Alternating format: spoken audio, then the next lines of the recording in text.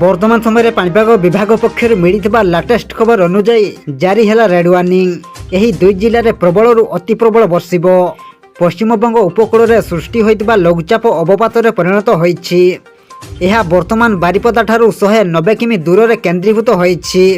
तेबे आसंतु संपूर्ण अपडेट जानिबा, किंतु ता पूर्वरु वीडियो को गोटे लाइक करंतु एवं वीडियोटी को आपण मानक सांगसाथी मानकु अधिकरु अधिक मात्रा रे शेयर करंतु।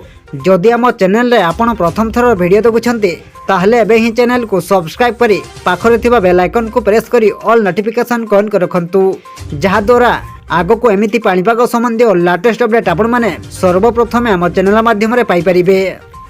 आगामी 24 घंटा भितर यह उत्तर पश्चिम दिगरे गति करने सह पश्चिमबंग दे झारखंड मुहां हेबा संभावना रही, जार प्रभाव में प्रबल अति प्रबल वर्षा होबार संभावना रही। विशेषकर केन्दुझर और सुंदरगढ़ जिले में प्रबल अति प्रबल वर्षा होबार संभावना रही। आपण माने स्क्रीन रे देखि पारुथिबे दुईटी जिला को रेड वार्निंग जारी कर जायछि। एने भुवनेश्वर आंचलिक पाणीपाग विज्ञान केन्द्र पक्षर सतर्क सूचना जारी कर जायछि।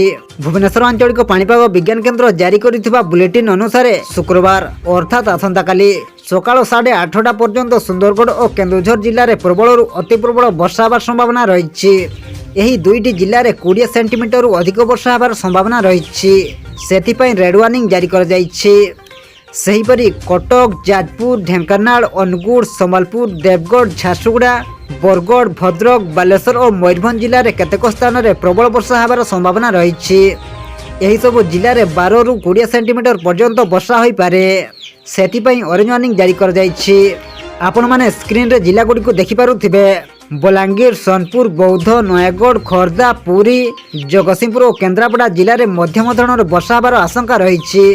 यही सब जिले में 7 ରୁ 11 सेंटीमीटर पर्यंत वर्षा हो पारे, सेथिपई येलो वार्निंग जारी कर जायछि। एतिसह वज्रपात मध्य हेबार संभावना रही। शुक्रवार अर्थात आसंता काली संबलपुर, बरगढ़, झारसुगुड़ा, सुंदरगढ़ जिले में केतेक स्थान में अति प्रबल वर्षा होबार संभावना रही। यही सब जिले में 12 ରୁ 20 सेंटीमीटर पर्यंत वर्षा हो पारे, सेथिपई एही जिला गुडी को ऑरेंज वार्निंग जारी कर जायछि।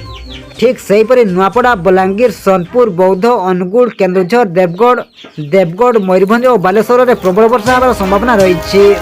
यही सब जिले में 7 ରୁ 11 सेंटीमीटर पर्यंत वर्षा हो पारे, सेथिपई एही सब जिला को येलो वार्निंग जारी कर जायछि।